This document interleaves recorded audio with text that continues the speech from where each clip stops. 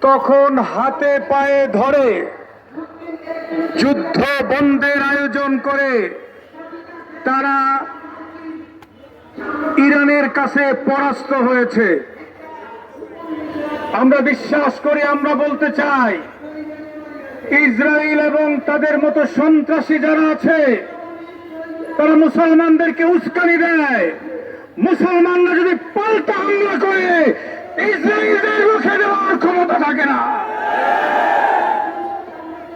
ভাইয়ের আমার, গাজাতে বছরের পর বছর হামলা হয়েছে, হামলা হচ্ছে, গতকালকেও হামলা হয়েছে।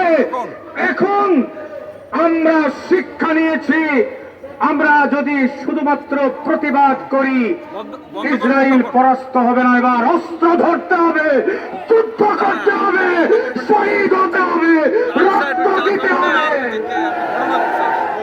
আমরা রক্ত দেওয়ার জন্য প্রস্তুত, আমরা শহীদ হওয়ার জন্য প্রস্তুত। আমাদেরকে ইসরায়েলের বিরুদ্ধে যুদ্ধে নেওয়ার জন্য সরকারের কাছে আহ্বান জানাই। আমরা আহ্বান করতে চাই, এই জারজ রাষ্ট্র ইসরায়েলের বিরুদ্ধে যুদ্ধ করার জন্য মুজাহিদ বাহিনী বাংলাদেশ সরকার গঠন করবে।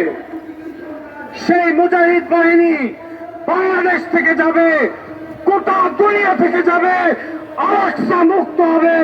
আল-আকসাকে কেন্দ্র করেই গোটা দুনিয়াতে খেলাফত প্রতিষ্ঠা হবে।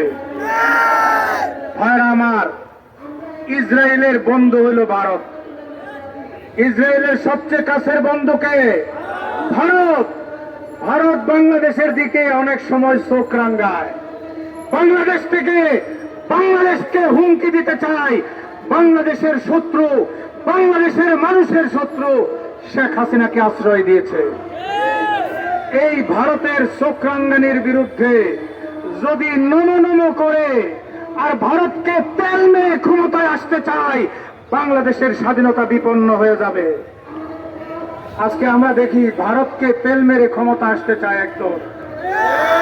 আমাদের পরিষ্কার বক্তব্য, ইসরায়েলকে যেভাবে ইরান শিক্ষা দিয়েছে, আমরাও ভারতকে প্রয়োজনে তার চেয়ে জঘন্য শিক্ষা দিব।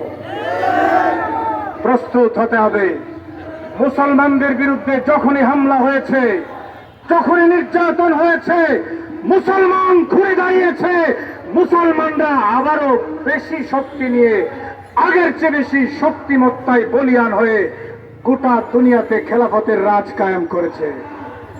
আজকে পৃথিবীর দিকে দিকে ইমারতের খেলাফতের একটা সুযোগ এসেছে। পৃথিবীর অনেক জায়গায় ইমারতে ইসলাম প্রতিষ্ঠিত হয়েছে, খেলাফত প্রতিষ্ঠা হবে। গোটা দুনিয়া খেলাফতের রাজত্বে আসবে ইনশাআল্লাহ।